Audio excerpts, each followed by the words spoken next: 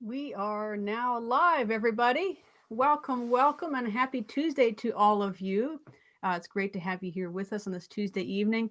This is a collaboration together with the Ridley Library. I want to give a special shout out to Mary Tobin for inviting me to do this little presentation for you on this cold but beautiful Tuesday evening. So thank you and welcome, welcome to the Campbell Studio. My name is Jennifer Nicole Campbell. If you didn't figure that out already, I'm a pianist, composer. I like to sing too, and I'm a music teacher as well. And I love talking about music. And today, what we're going to be talking about is music as our universal storyteller.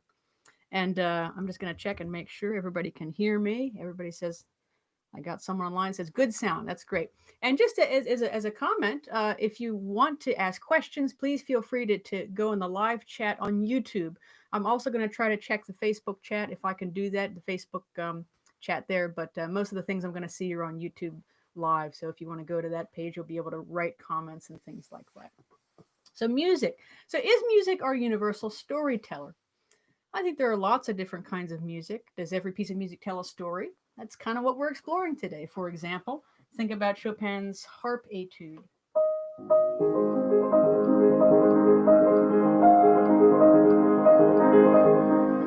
Is that a story or is it imagery? Is it sound imagery?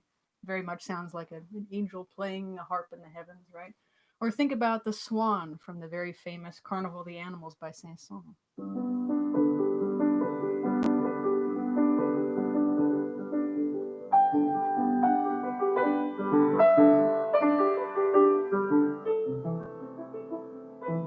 Does that tell a story or does it tell us imagery? So those are some questions that I think that are going to be interesting as we go through and explore three different pieces of music. And the first one, Gigi says, hi, hello, greetings, and happy to have you here. So the first piece we're going to talk about is by Debussy, and it's called The Submerged Cathedral. What a beautiful poetic title that Debussy gives us. This is from Debussy's Preludes, okay? And the Submerged Cathedral, Debussy used it based off of a myth, a Breton myth about an island that had a cathedral, okay, and it got sunk into the ocean because apparently the people that were on this island turned out to be not all that great. They were doing a lot of bad stuff. So the idea is that someone, some higher power said, okay, we're going to send that cathedral back down into the depths of the ocean. But, but every once in a while, on very clear morning, when the sea is very calm, the cathedral rises up out of the ocean, and you can hear the choir singing and the organ playing and the bells ringing. And we're going to go through this piece and figure out how Debussy communicates that through musical storytelling. Another thing I want to mention about music is that you don't need to know a language, right? Just because I might speak English, someone else speaks German or something, I could go and play a piece of music for them and they're going to understand it and get something out of it. So music really is a universal language that way. All right, so here's how the Submerged Cathedral begins.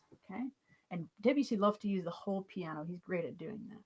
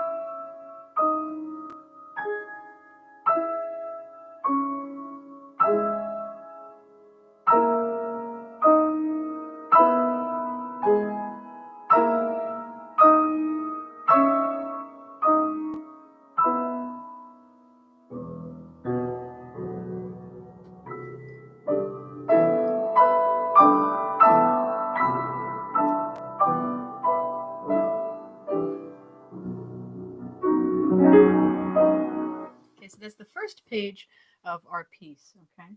So, what does Debussy do right from the very beginning? He shows us the vastness of the ocean in a way because he's got this up here and this down there. So, that's the low ocean, and this is the top part of the ocean. So, we can almost have this feeling of a verticality to it. And then Debussy explores the ocean space in between.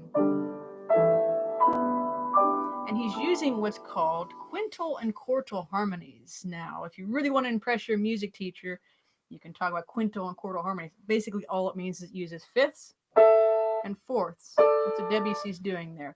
And it gives us a sense of kind of ancientness, if you will. And he's using the same intervals going up, so it has this kind of heightened sense of different layering, right? Different layers of the ocean. Okay. And then notice what he does. He repeats this one note. Did you catch it? Right after he goes here. A lot of E's. Some more E's.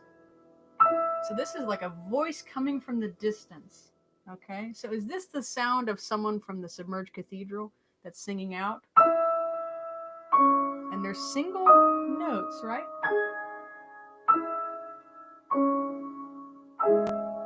Adds a few more notes, but still that long line, almost like a chant.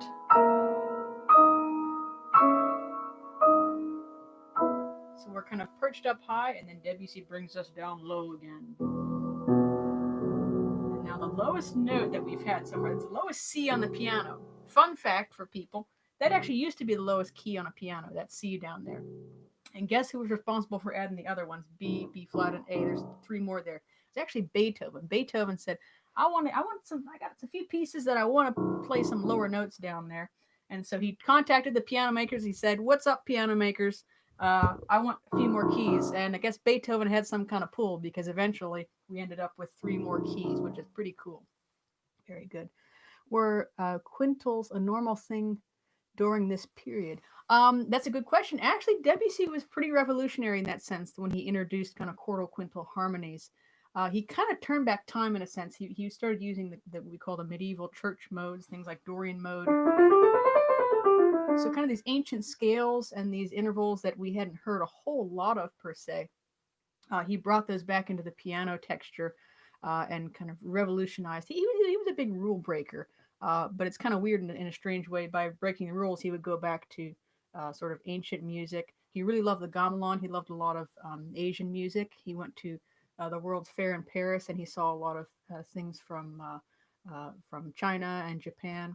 And he really liked those instruments. And a lot of them use a lot of fourths, a lot of fifths, and things like that. Good question, Jake. Thank you.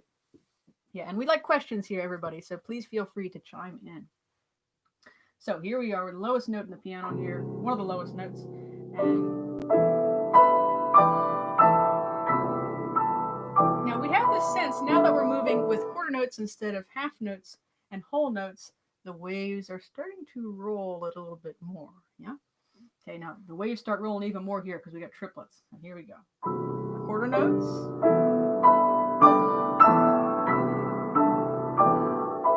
Now listen to the bass here.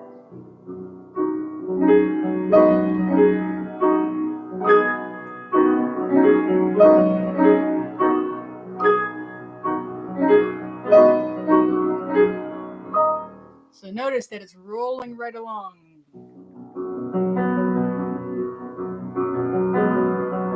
Okay, so how is he telling the story? The waves are starting to move. We're getting motion. It's not this still kind of texture. And we have the right hand going. And then we have the chimes. Okay? And he writes, in this is in French, of course, but he writes the translation is from the fog, little by little. Okay? So it's almost like the fog is clearing. We're starting to see this cathedral coming up out of the ocean. Okay? And near the chimes, are those the church chimes? You decide.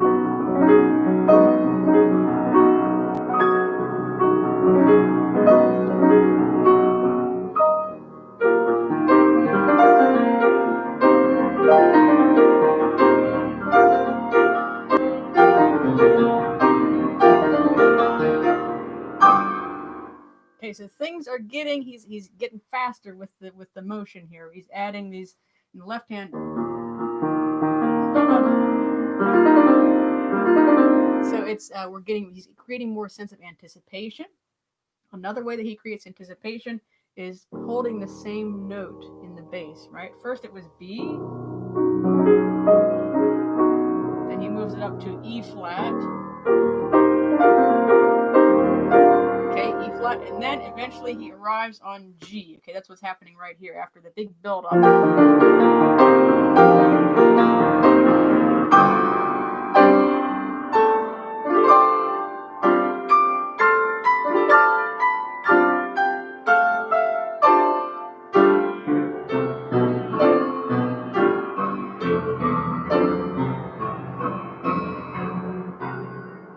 Okay, now lots of octaves. He's utilizing a lot of octaves in the bass. Okay. Now, every time I play this, I always just feel this intense sense of joy. I almost said Beethoven. How does Debussy impart joy? And I think part of it is, so again, we have a really vast expansion, low to high, and then I believe he gets that from the beginning, right? So he's relating it back to the beginning. And we have, I believe, almost like these choirs that are singing da da da dee da da da da da. Right, really a joyful, rejoicing feeling. The choir is singing in that submerged cathedral. That's what's, I think, going on there. And they're all octaves, right? And then the basses respond with the same thing. Okay, so.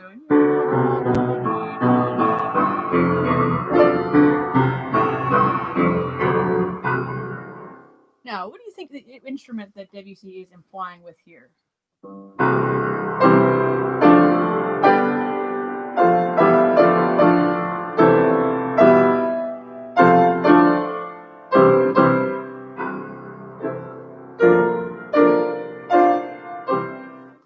Definitely a very royal, regal sound. And someone says, JC, is this an example of text painting with the cathedral arising from the ocean's depths? I believe so, yes. Organ, yes, exactly. It's the organ. Thank you, Jake. Yes. Why does it sound like the organ? Remember, the organ's got the pedals going on here, right? We only got 3 pedals here on this piano. We don't have all those pedals. So he's imitating that by pressing that C down multiple times. And I think that he's text painting, right? This idea that Submerged Cathedral has an organ in it, right? And we have these big, thick chords. So that combination of it gives us a really royal, regal texture, okay? And he keeps repeating those.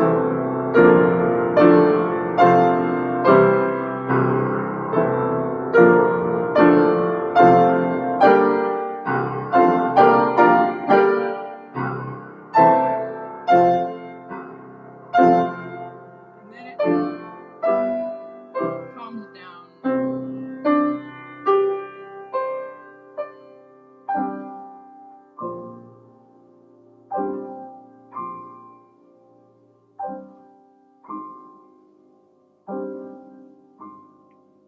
Now things are getting a little more mysterious.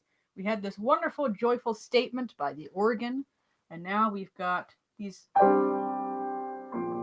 echoes. So that's like the chimes, bong, bong, and then the echoes. And I just love how you can really imagine, it's an oceanscape, if you will, right? These beautiful echoes back and forth. Now, what does the left hand do? Goes to an A flat, which shows that the waters are getting a little murky. Okay, now he's holding this G sharp. We call that a pedal tone, when the composer holds a note down in the bass, and it always gives us a feeling of suspense. Something's going on here in the melody here.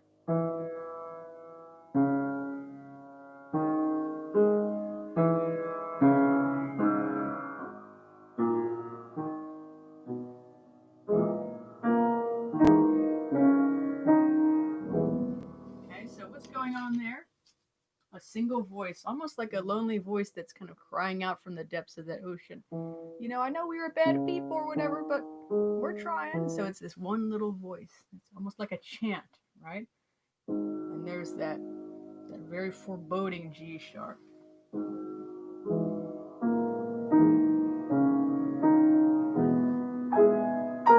Moving up higher on the piano. Now he's keeping the G sharp, but now he's adding more thicker chords.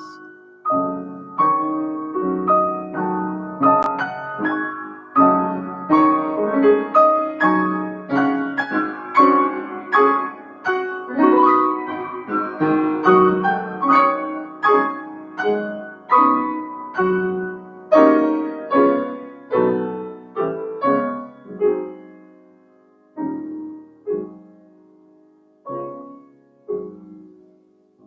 G sharp keeps coming back in. It's really interesting. So even though we have a build up and he has this some kind of crunchy chords there, right? A lot of dissonance there. Okay. Again, this is almost like the reflection of the water is getting a little distorted, right? It's always, to me, it's always fun when you go in a pool or the water or something. You look and then what you see is not. It's like, wait a minute, it doesn't look like my hand. It looks, it's waving around and stuff, right? And that's a kind of interesting thought on what we perceive as reality, right? So the waters are getting murkier here. Now he's sticking with this G sharp. And what happens here? He adds another note, an F sharp, and then a C. Now, if they were higher up, that's what the harmony you would have. A little dissonant, right? But even more murky down here. So there's definitely this feeling that we're under the water, right? Garbly. It's even more garbly.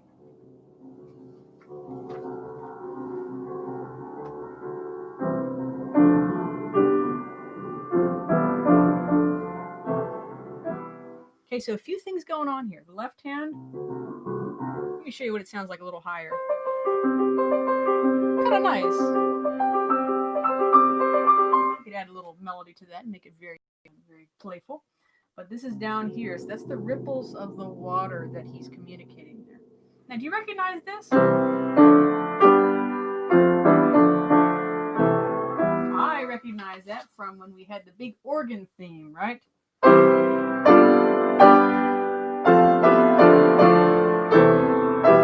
So is the organ now back under the water? Interesting. What do you think? He writes pianissimo, which means very softly.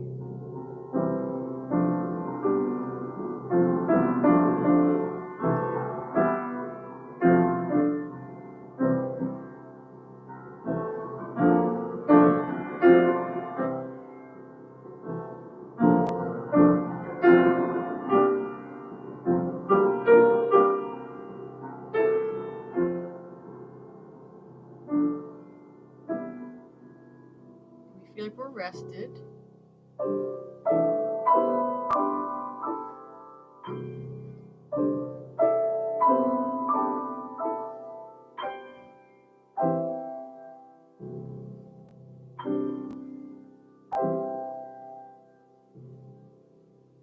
And that's the ending of the piece.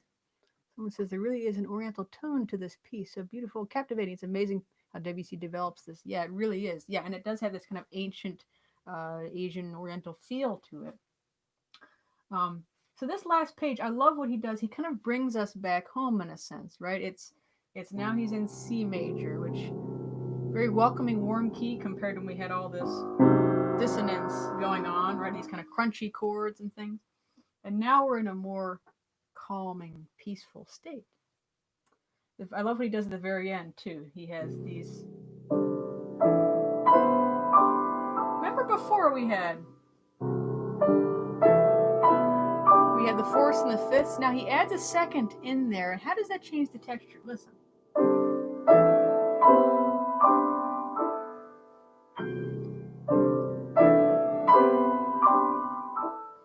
I think it's a beautiful kind of feeling of transformation, right? And I think it's the goal of, I think, or should be the goal of many composers, is to have the listener feel transformed at the end of their piece, right? And I think it's probably, it's easier to write a piece of music that's kind of scattered and, whatever. There's some modern music out there that makes you wonder, does that really gonna make us feel settled, right? Now, Debussy wants us to feel settled and transformed with this at the end. So the seconds add something of something unusual that shows us that we've been transformed through his storytelling. And I love the very last chord, of course. True C major. There's no distortion here, right? The water's cleared up. Maybe the cathedral's back down in the ocean. Yeah, that's something you can think about. I'm going to check out our Facebook page and see if anyone made comments there, just to see. A public library page. I don't see any. So we got a shy crew here. Feel free to speak out, everybody. We like questions, and I do miss that about seeing everybody in person. So now I'm going to play through the whole piece by Debussy. If you're just now joining us, this is Debussy's Submerged Cathedral. So see if you can feel the story and let it transform you. Compliments of Debussy.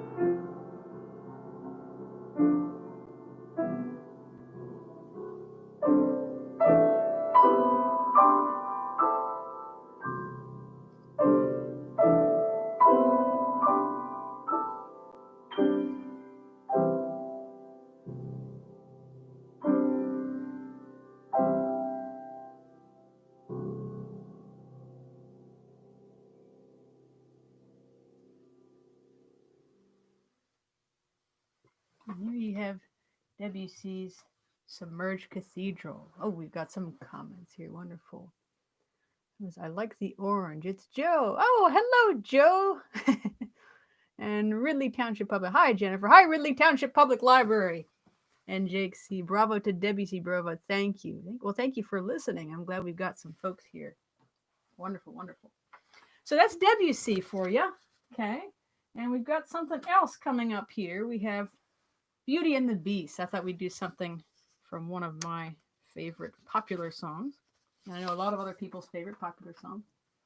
I was thinking too, why is it that we like stories? Why do people will sit there and watch movies for 3 hours at a time? People will spend a lot of time reading books. I guess not as much anymore, but they should be.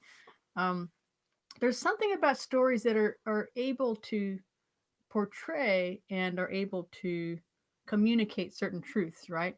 That might work better, or that sometimes is a better way of revealing or showing truth than sometimes if you just give someone some facts or something, like, yeah. But then you tell it, and you tell it in a way that has a story, and then people suddenly are captivated. They want to listen. And I think the story of Beauty and the Beast, right, it's a captivating story, right? And we're going to take a look at the music and see how the lyrics are by Howard Ashman, music's by Alan Menken, one of the really brilliant minds in a lot of Disney music, a lot of music for films. Alan Menken. If you don't know who he is, look him up. He's a fantastic composer. So this one, Beauty and the Beast. Of course, I'm sure most of you probably seen the movie. Right at this point in the movie, the Beast and Beauty are in the ballroom. That wonderful scene, right, and they're dancing together. And this is the song that's playing, right? And the beginning, very simple, right? It's kind of a rocking motion back and forth. Let's see what Mr. Menken does here.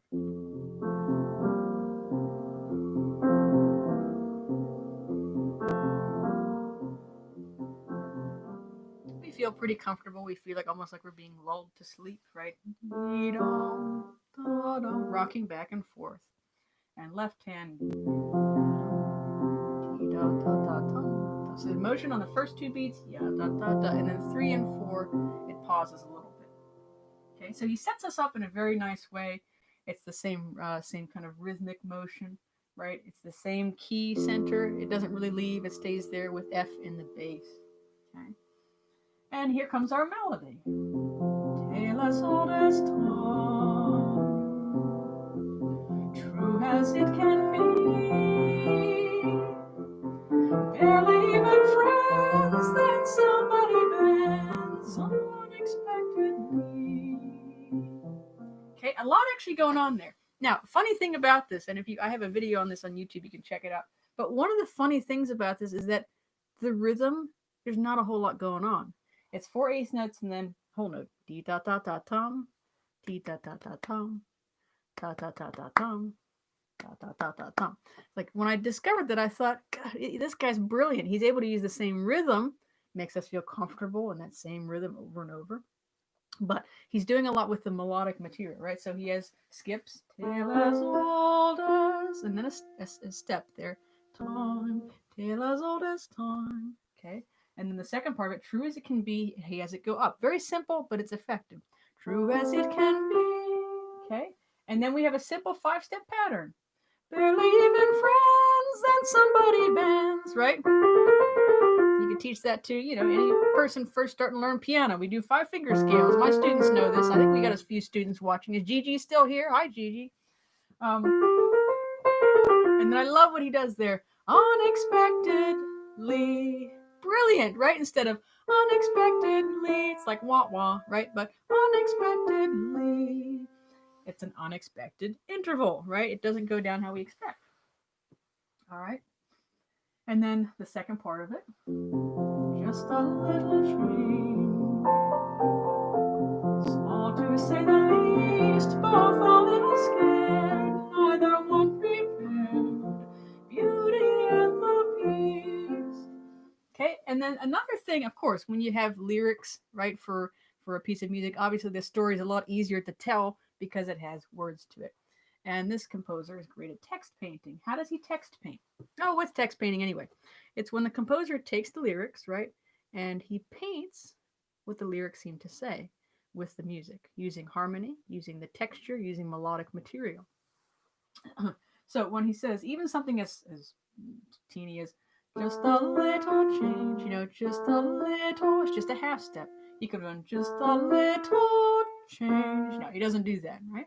And then small to say the least, and both a little scared, neither one prepared. That's a hard interval to sing. That's a seventh. Woo, okay? Neither one prepared. So not prepared. And a lot of people, when they sing it, they might not be prepared to sing that seventh because it's tough. You might want to practice that if you're singing. And then Beauty and the Beast. And I always comment about this because I think it's funny. It really is important if you're saying Beast or Beauty first, because think about this. Neither a little scared, neither one prepared. Beast and the Beauty. Okay, so the word beast. How does the composer take the edge off beast, right? He puts it at the end. Beauty and the Beast. And you're not really paying much attention to it at that point. I just think that's pretty interesting. And then let me just grab a little bit of water here. Speaking of singing, the next part, he's utilizing again the 5-finger patterns. I got a question here. It says, really does feel like a lullaby. Do you think the lyrics or the music came first? That is an excellent question, Jake.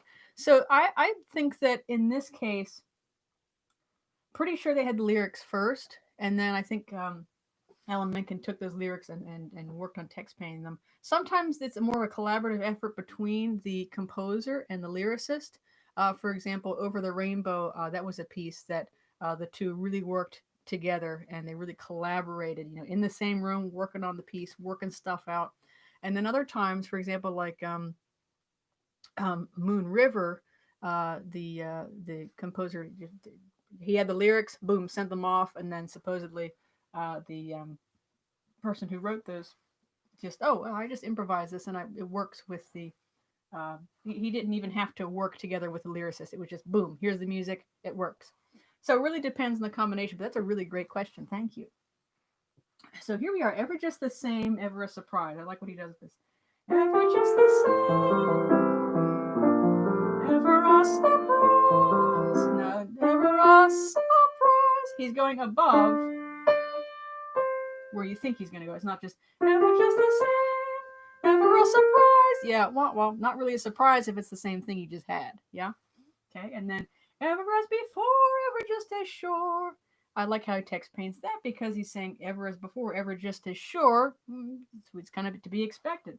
Ever as before, ever just as sure as the sun will rise. Love that moment. Love. This is one of the, I'd say, the major key changes. He goes to E flat major, F major. It's not all that common to suddenly go to E flat major. And I think when he's saying as the sun will rise. Now, if you're like me and you really like to watch sunrises, and it's like magic, right? Out of the darkness, all of a sudden there's a little bit of light. The light comes, right? And so he's using imagery in a really beautiful way too. So even in that sense, there's a little story wrapped up in just that one phrase. Ever as before, ever just as sure as the sun will rise. Very reassuring. And then he goes back to F major. We're back in the comfort zone. Tale as old as time, tune as old as song, bittersweet and strange, finding you can change, learning you were wrong. That's another beautiful part of the piece. Now leave it to Howard Ashman and Alan Menken to really say this. I love what he's saying. Bittersweet and strange, finding you can change, learning you were wrong. And that's something we hate. Our culture doesn't like to be wrong. We want to be right all the time, right? But this is saying the opposite, right? Bittersweet and strange, lovely poetic words there, finding you can change. Let's see what he does with the music. Bittersweet and strange, finding you can change, learning you were wrong. He could have gone, learning you were wrong. Then it would be like, not as interesting. Learning you were wrong. The fact that it comes down, it has this feeling of kind of contrite, apologetic, humbling. And And I just think that it's really beautifully painted in the text that way. And hopefully we can all relate to this if we've been wrong about something or someone, especially, you meet somebody for the first time, you think, oh, they're annoying, I don't like them. Then, later it's like, oh, they're actually not bad. I like this person, you become a good friend or whatnot. So that's the other thing about music as a universal storyteller. We can relate to certain things in the story, and then it kind of resonates with us, and then it makes us like the piece even more. So I think that's another reason why music is sort of a universal storyteller. And let's see what happens after that. Certain as the sun. I like that one. Certain as the sun, rising from the east, tale as old as time, song as old as rhyme, beauty and the beast. Okay, so certain as the sun rising from the east. Again, the composer is echoing, and in lyrics is echoing to this idea of certain as the sun rising from the east, right? It's something that's always there, right? Tale as old as time. That's an old tale, by the way. Time's been around for a long time. Okay. Song as old as rhyme. Rhymes have been around a whole long time too. Okay. So it's this beautiful resonance about these things that are eternal in a sense, right? And we gravitate towards that. We like that. We like stories that seem to stay over time, right? There are things that, if you ever look at some of Carl Jung's research, things like that he studied with archetypes, there are things that we kind of identify with and resonate with across time, across cultures, all those wonderful things. It's one great thing about music. And then he's going to repeat, tale as old as time, song as old as rhyme. And actually, he takes the text that we had at the beginning, right? Tale as old as time. And he changes it this time. It's tale as old as time. So he's bathing it in a new melody. Song as old as rhyme. There's that seventh. Remember last time we had that was neither one prepared, right? And then beauty and the beast. We're settled back to F major. Okay. So what do you think of this piece? I'd love to hear your comments in the comment section. And I'm going to play through this, and maybe you can think about what this piece means to you. Can you relate to it? Can you relate to maybe there's someone that you've met or you met in the past and I can't stand them, they're annoying, you become a good friend. Or you think about a sunrise, something that's surprising. Are there things that you were wrong about that you changed your mind about? You learned something? So here we go. Beauty and the Beast. Get a little water first here. All right.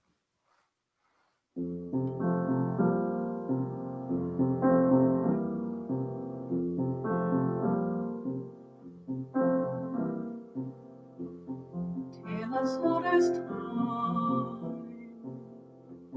true as it can be. Barely even friends, then somebody bends unexpectedly. Just a little change, small to say the least, both a little scared, neither one prepared, beauty and the beast. Ever just the same, ever as ever as before, ever just as sure as the sun will rise. Tale as old as time, tune as old as song, bittersweet and strange, finding you can change, learning you were wrong. Certain as the sun, rising from the east, tale as old as time, song as old as rhyme, beauty and the beast. Tale as old as time, song as old as rhyme, beauty and the beast.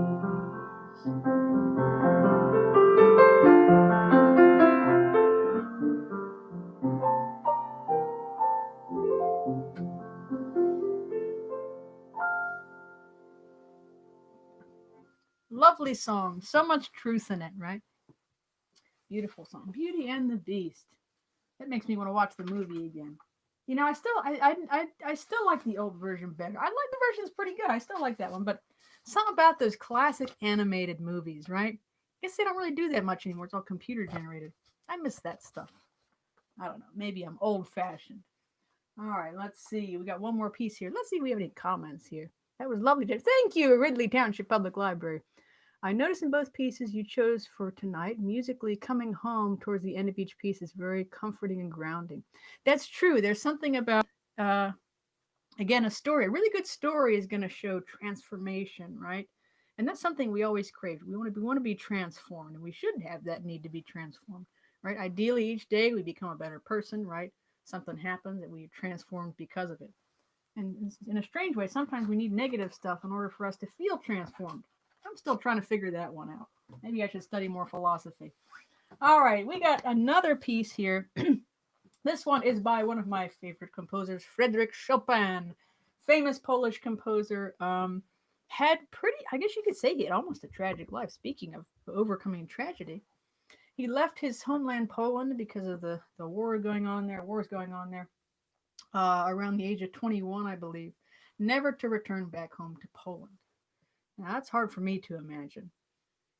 And I think in his music, Chopin was always sort of coming back home. I know Jake C said something about coming back home. And I think Chopin, just even the fact that a lot of his music, he used Polish themes or Polish titles, right? Mazurka is a Polish dance, right?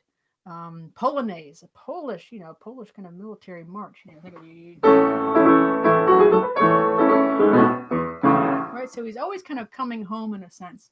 Now, I chose this nocturne because it is just packed full of all kinds of wonderful storytelling.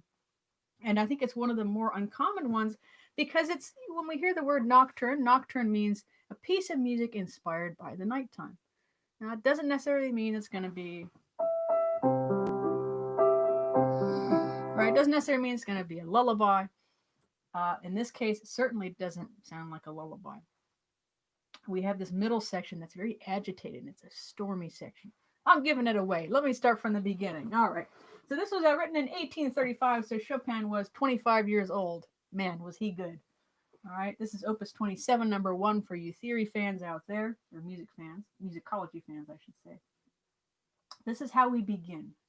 And I just maybe, if you're watching this, maybe close your eyes and just listen to the first part and see what you imagine in your own mind before I put any label on it.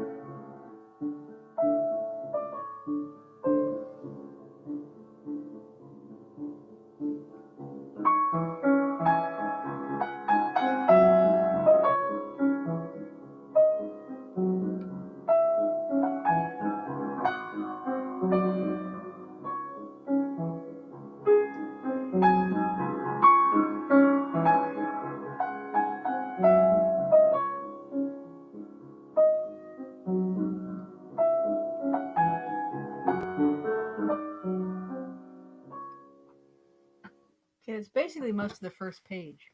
Any thoughts on that one, please feel free to comment.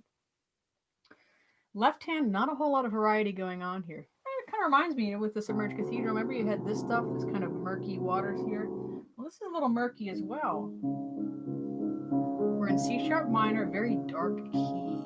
Okay. I see we have a few other people joining us. Hello for those of us that are just joining us on YouTube Live. Welcome, welcome. We're talking about Chopin's Nocturne in C sharp minor, Opus 27, number 1. Longing pensive reverie. Yes, Jake, very good observation. Something pensive about it. It's also, we're kind of almost, it's like we're standing in one place, you're sitting in one place. You ever have days like that where you're just, a lot of people have just been kind of sitting at home, right? You're kind of sitting there like, oh my gosh, same kind of feeling going around. Maybe you're a little anxious, maybe a little upset, depressed, maybe. And that's the funny thing about music is that, this is kind of a sad beginning. Why do I feel comforted by that? I think one reason might be is that there's Chopin. He's going through a lot, right? Maybe you're going through a lot, and you can relate to that, and somehow it's soothing that another person understands. And in a sense, right here, Chopin, he lived a long time ago, and we're still being inspired and uplifted by that music now, right? And that's where the word meaning comes in. We all desire meaning uh, a lot. We desire meaning a lot. Okay, the right hand. What a weird melody. Get this.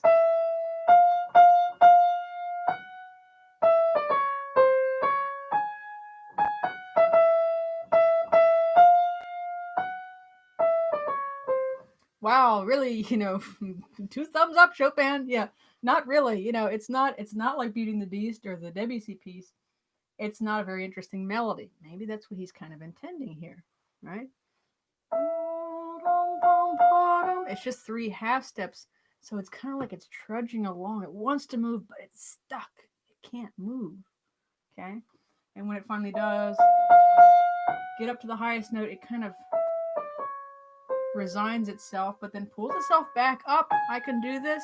Back down, and then we again familiar half steps, and then resigned. Very sad. Very sad. Really hits the heartstrings, pulls the heartstrings. That's probably a better way to put it. Okay, and notice there's one spot, one little glimmer of hope, right?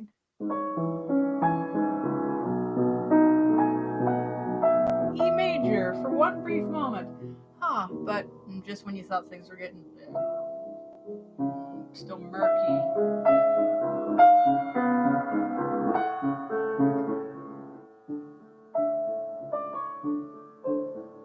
Now, Chopin's using the technique again of, the pedal tone. C sharp is the pedal tone. It's always keeping us away from something. If he had gone to D major right here, wouldn't that be nice? But no, he I don't want to say poisons it, but he keeps us down there in the dark with that C sharp. Now, if I put all those notes together in a higher octave, it's going to give you a better sense of why it's dissonant. Ouch, that's dissonant. Got that second there, right? Okay, so he keeps that foreboding sense. And then we reach up a little higher as if to say, why? Why? A little more motion in the melody with the triplets.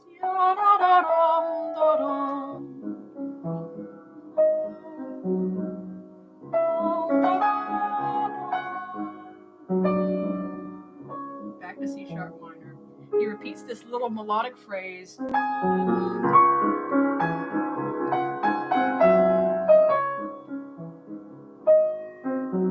we going to go to major?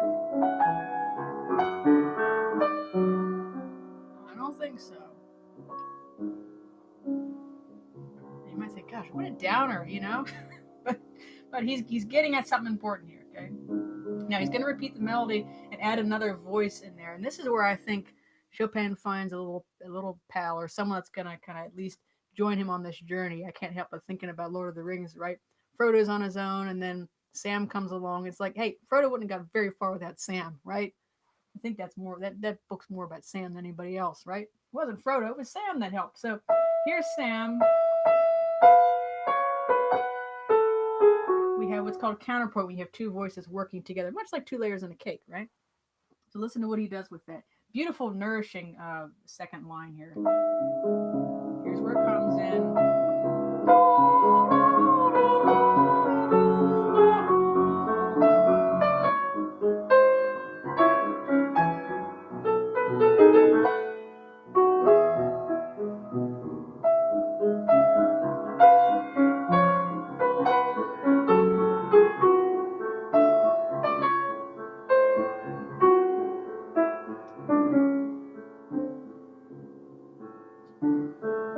Left-hand solo here, very ambiguous. Don't know where it's going to go. So, what's the story Chopin's telling here? Someone says, it's truly stunning how Chopin adeptly transfers his feelings and inner turmoil into music. It's true. Yeah, I think Chopin was uh, you can really hear the clarity of emotion, if you will, right? It's very, very sad, right? As we said, very foreboding. Is this about, perhaps this is something that he felt, on the carriage ride when he was coming out of Poland, this carriage coming out of the fog. You say that. Definitely when you got two voices going at the same time makes me think of two different people. Or maybe it's, you got two different feelings, right? You're conflicted about something. But throughout the whole part of this opening, that C sharp is just lingering there in the bass. And so it really gives us this feeling that something's not right. Now listen to what he does next. Okay, so after we have this C sharp, reaching upward, really different. Check it out.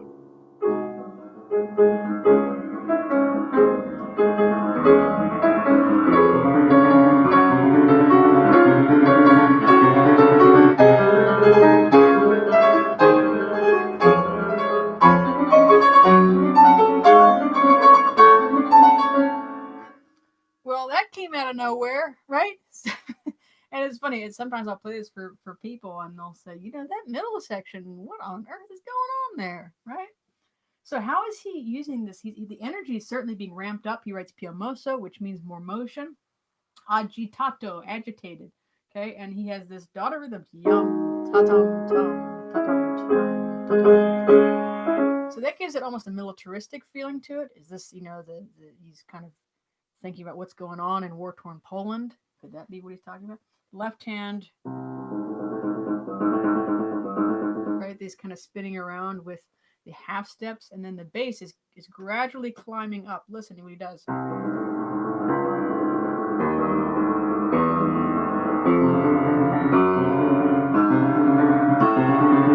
So it's climbing up, right, from out of the depths, right?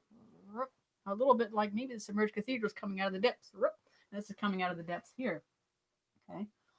And so he's building us up to this. And of course, the left hand's getting even more intense with the octaves. If anybody's practicing out there, that's the spot to practice. That's a tricky spot there because you got all these left hand jumps. Oops, turn too many pages. And he double dots the rhythm there. Instead of dum ta tum, it's yum ta tum tum ta tum tum ta tum tum. Okay, so it's kind of clenching his fist a little bit more here, and then okay, he's ramping up those triplets again.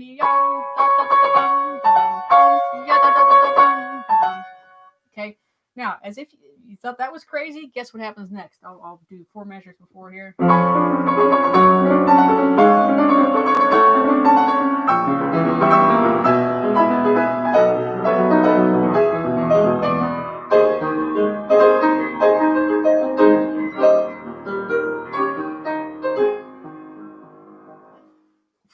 Very unusual, very different. Appassionato with passion.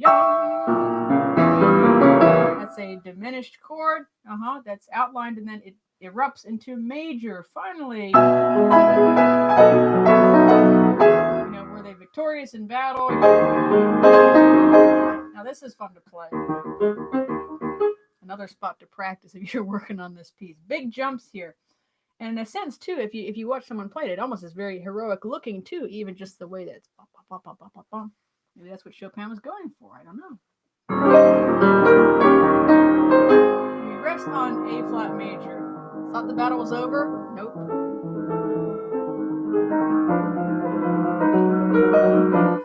Notice what he's doing here with the accents, right? They're on an offbeat. And anything that's an offbeat makes us feel jagged, right? Makes us feel the syncopation is the word for it. Syncopation, off the beat, right? And he's keeping that rhythm. He's utilizing that rhythm from before, and here are the harmonies.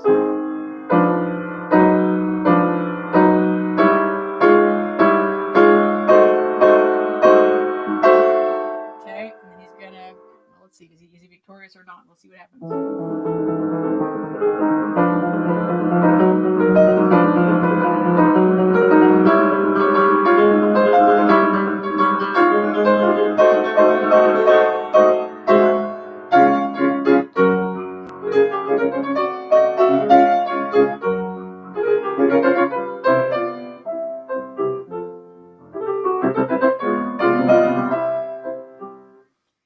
like we erupt into a mazurka or a Polish dance. Yeah.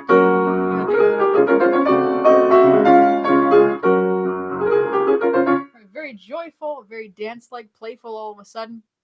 And this piece is almost like a bunch of different pieces all in one, right? So what's going on with this? What's the story here, right? Something's joyful, or are we just kind of switching camera lenses? Now we're zooming to a party, right? We go from looking at a war to looking at a party. I don't know. What's Chopin getting at here? Seems joyful. Okay.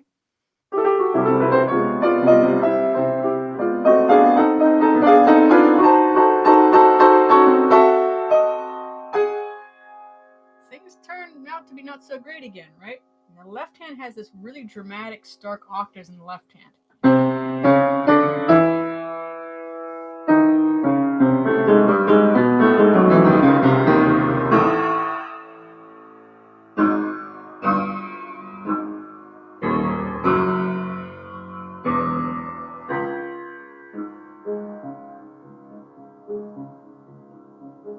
And we're back to the beginning.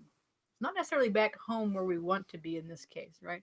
Home in this case is that C sharp minor, murky shadowland, right? And so we have these octaves that are just almost devastatingly stark how they are, right? Just straight up octaves, leading us back down in a torrential kind of downpour.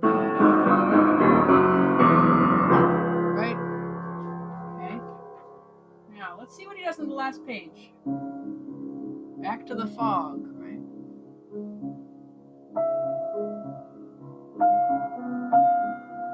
Our melody's back.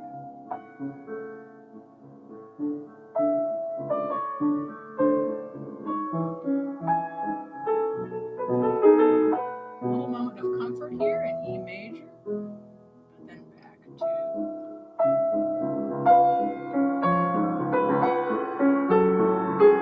Now, really important, listen out what he does here. He writes con duolo, which means with sadness, okay? Let's see what happens.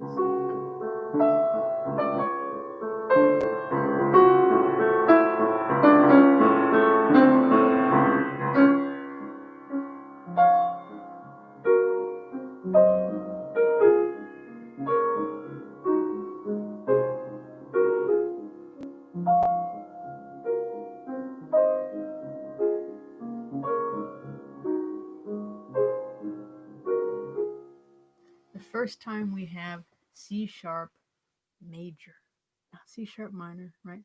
So he brings us out of the fog into the light, right? And he shows us it's going to be okay.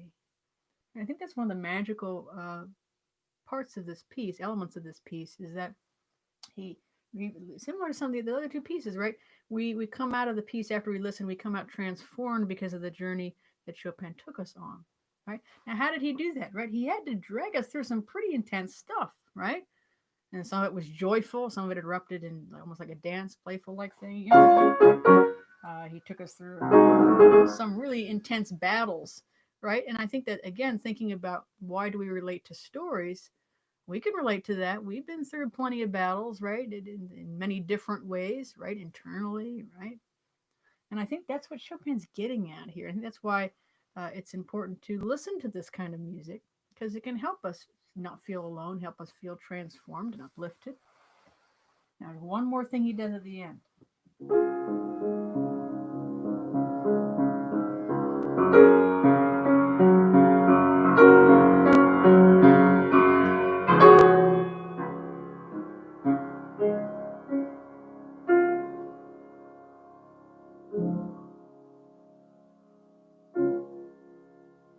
Almost like one last hurrah with that. And this is the famous kind of amen, a cadence. Amen. Okay? So there's like a big amen at the end of this in a sense. And then that tension there from the F sharp to the E sharp. A little tension, a little bit of release there. Very profound, right? Very heartfelt at the end of it. Okay. All right, so I'm going to perform through this for you. I hope you can stick around a few extra minutes to hear Chopin's Nocturne in C sharp minor, and I really hope and pray you will feel transformed by Chopin.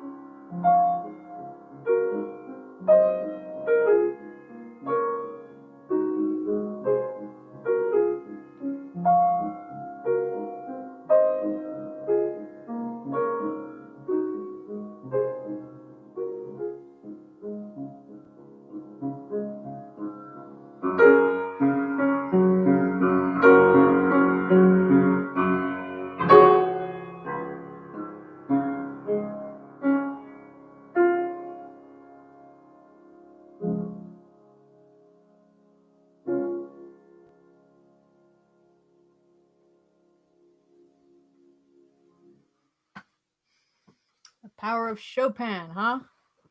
He is quite the composer. Quite the composer. Very good. Someone said, Jake C. Jake C, thank you for your comments. Jake C is wonderful. He must really have missed his home and his family so deeply. Yes, and it does. You know what? That's something I hadn't thought about. It does end resolutely, right? Right. So it's not just in a tender, kind of pulling at your heartstrings ending. It's also resolute, like, this. I'm not going to let this get to me. And we need a lot more of that spirit around right now. Yeah.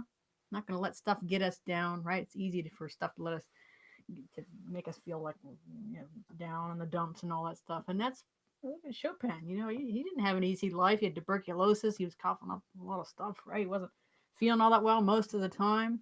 Had to leave all his family and his friends at the young age of his 20s. Wonderful, wonderful piece of music. I hope that you found that meaningful. So any further comments? I certainly welcome that. I'm just going to check the Facebook page to see if there's anybody that asked questions there. I'd love to answer any questions that you have. Please, please, please don't be shy. Questions. And let's see, I don't see anything up there, so I'll just go back to the YouTube thing. Yeah, I welcome any questions, and thank you for the people that contributed some really wonderful comments and questions over the past hour. Again, I want to thank the Ridley Township Public Library and Resource Center. Please check them out if you haven't. Check out their Facebook page. Like their Facebook page. They got a lot of great stuff there. A lot of wonderful virtual programs there. And if you live in that area, you can do curbside books and stuff like that. It's good to read books. So the three pieces, in case you missed the earlier pieces, the three pieces we talked about today were Debussy's Submerged Cathedral. We talked about Beauty and the Beast, and we talked about Chopin's Nocturne in C sharp minor, Opus 27, number 1. And really wonderful pieces. And I hope you enjoyed this. I hope you found it meaningful. Again, I want to thank the library. And If you want, please subscribe to this channel if you like what you watched. I got a lot of videos, and I like to do this kind of thing, talk about music. I call them music musings. So I hope you'll check that out, subscribe, and like and share, and all those good things that people do if they like something. So again, want to thank you, and thank you for your plug for the library. Absolutely, yes, this wouldn't have happened without the library. So applause to the Ridley Township Library. And check out their website too. They got great stuff on the website. And if you want to, learn more about me too, JenniferNicoleCampbell.com. You can check me out there. I've also got what's called a Patreon. I do these kind of things every month, sometimes a few times a month for my Patreons. If you want to check that out, it's Patreon /JNC Music. Okay, and you can check some stuff out there, and I got great content for you. Thank you, and thank you so much. Wonderful. Well, I hope you all had a wonderful Thanksgiving. I hope that you have a great Christmas, Hanukkah, whatever you celebrate, a great holiday. And I look forward to seeing you all soon on this channel, maybe through the library again. Again, thank you.